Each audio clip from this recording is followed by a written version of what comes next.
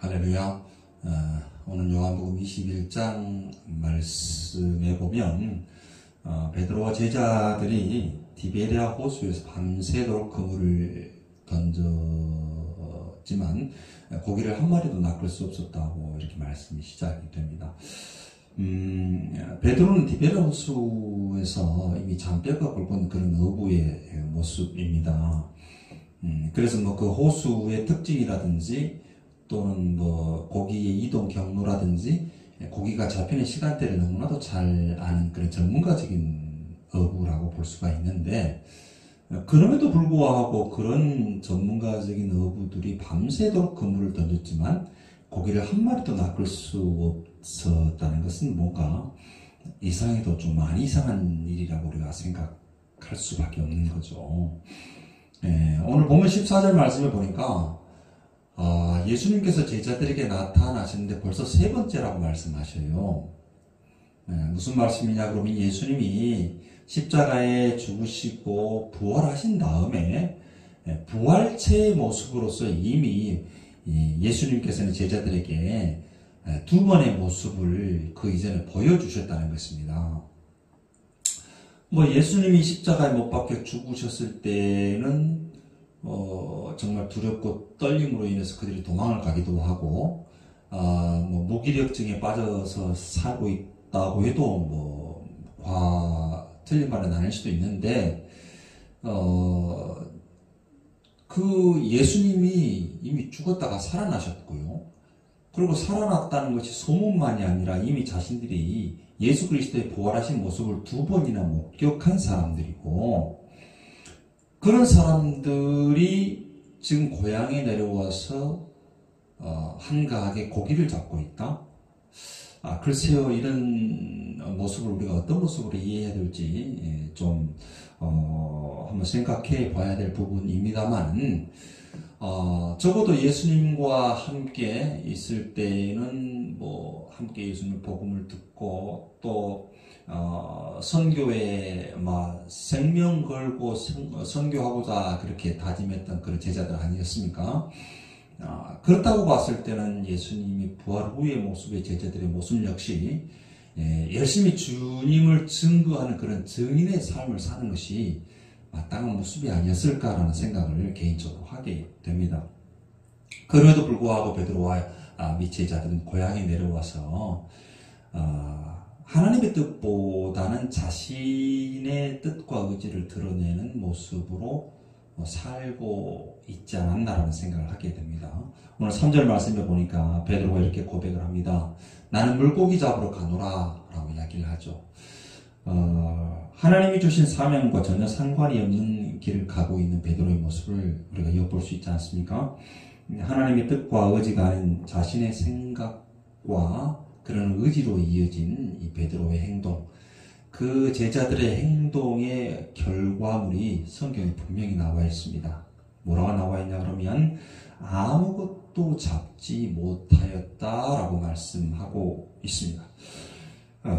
하나님의 뜻이 배제된 인간의 생각과 그리고 행동들, 그리고 예수님 없는 인간의 열정들, 결국 아무것도라고 하는 단어로 집약될 수 있다는 것입니다. 베테랑 어부로서 누구보다 잘하는 일일지라도 예수님과 함께하지 않는 일이라면 결국 아무것도 아닌 것이 되더라는 것입니다. 아무것도 잡지 못한 제자들을 향해 예수님은 바닷가에 서서 그물을 배 오른편에 던지라 말씀하셨고요. 말씀에 순종한 결과 그물을 들 수 없을 만큼 많은 고기를 잡았다고 성경은 말씀하고 있습니다. 밤새도록 애를 썼지만 아무것도 잡지 못한 제자들, 오늘을 살아가는 우리에게 주시는 메시지가 아닌가 싶습니다. 이런 빈 그물은 뭘 상징합니까? 네, 맞습니다. 예수 없는 자의 노력과 예수 없는 자의 수고로움인 것입니다. 고기 잡으러 가자라는 인간의 의지가 담긴 삶은 결국 빈 그물이었지만 하나님의 말씀과 뜻이 있는 것은 만선의 축복이 있었습니다. 할렐루야. 우리는 아무것 가진 것 없지만 주님이 계시기에 전부를 가졌습니다. 우리는 아무것 할 수 없지만 주님이 하십니다. 우리는 무력해도 주님이 강하십니다. 할렐루야.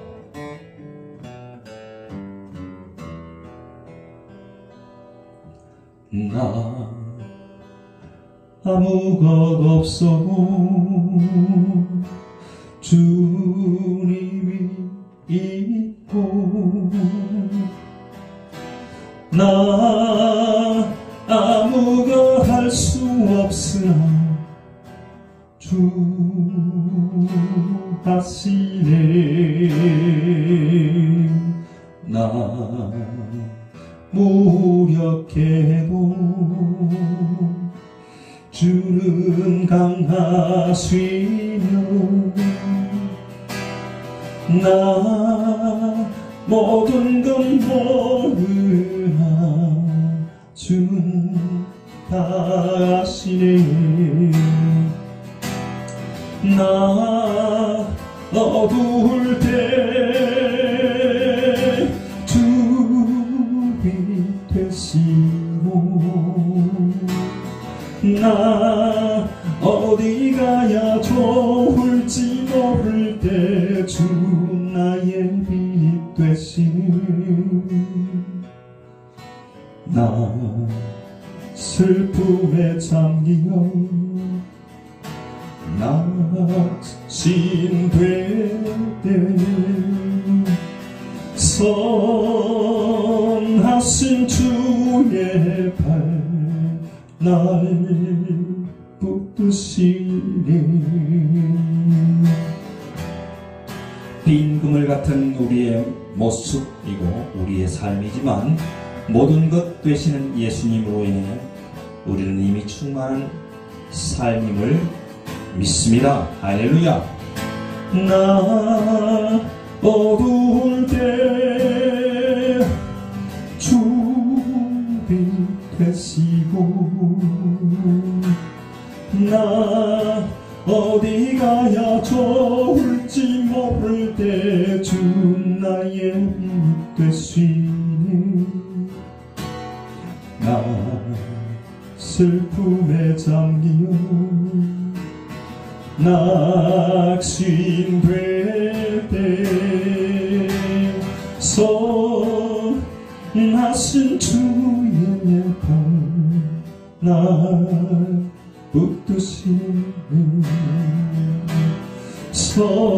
선하신 주의 발 날 붙드시니.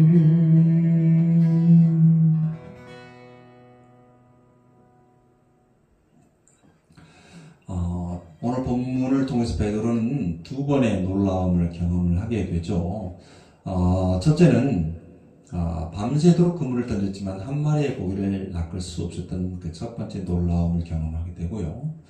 두 번째로는 누군지는 모르지만 그분의 말에 의지해서 배 오른편에 그물을 던졌더니 많은 고기를 낚게 되는 그런 놀라움, 이 두 가지 놀라움을 베드로는 겪게 되면서 그는 또 한 가지 신선한 충격에 아마 빠졌을 거라는 생각을 하게 됩니다.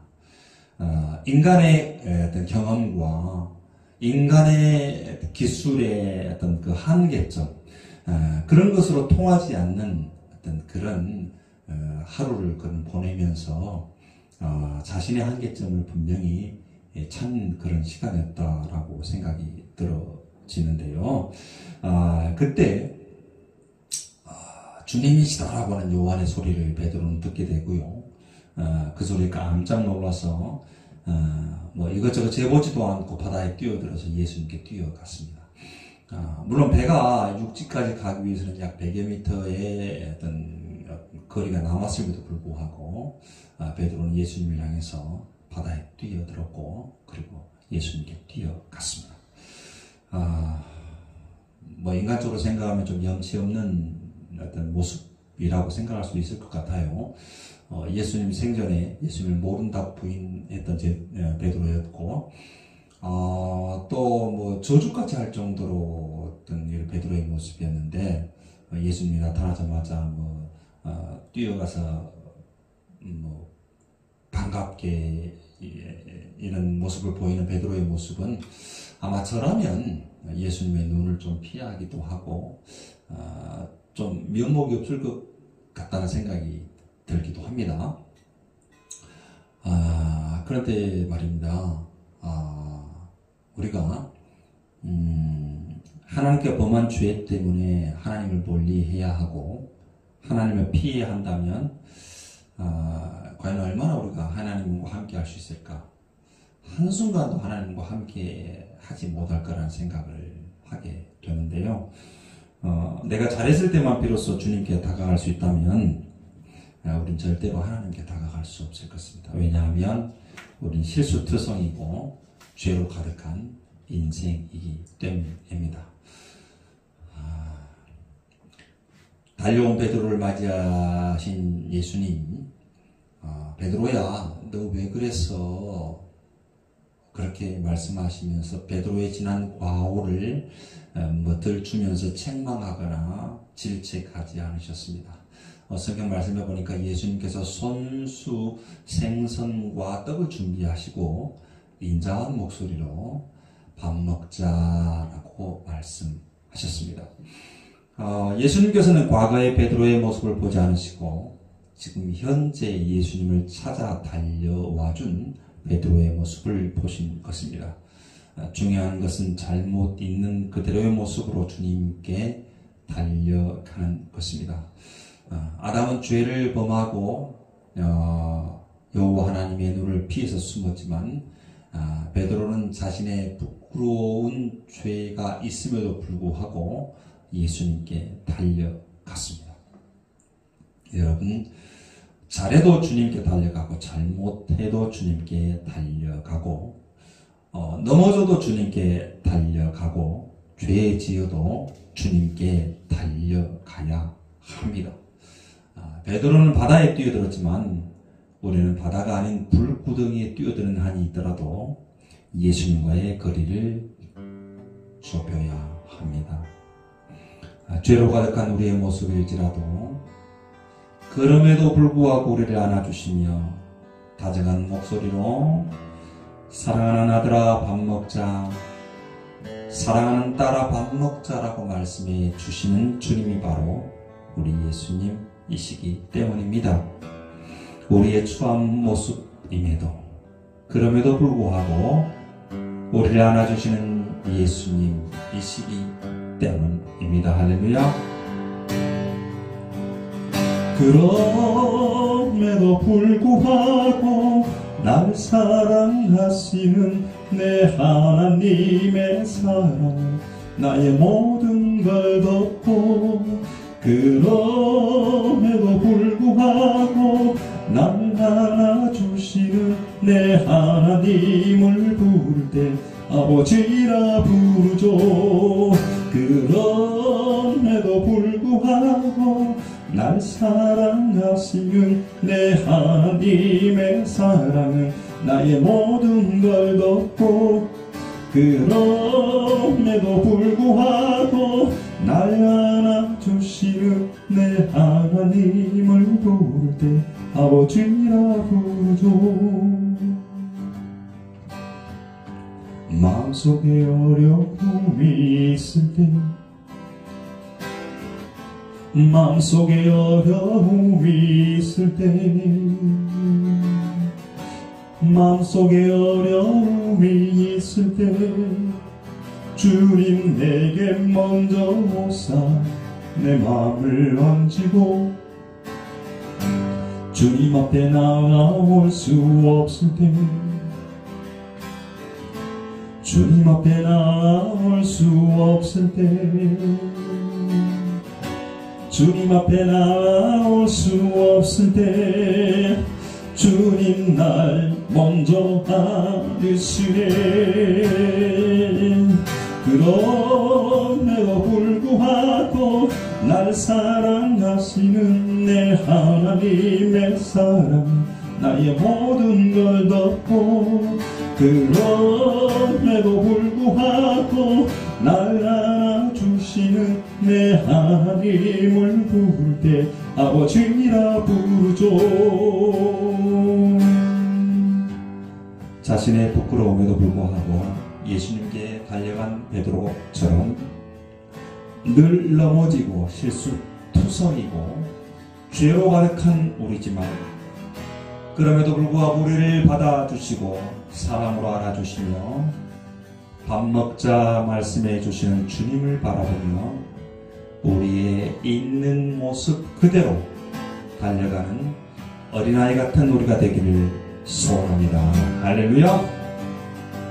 그럼에도 불구하고 날 사랑하신 내 하나님의 사랑은 나의 모든 걸 덮고, 그럼에도 불구하고 날 안아주시는 내 하나님을 부를 때 아버지라 부르죠.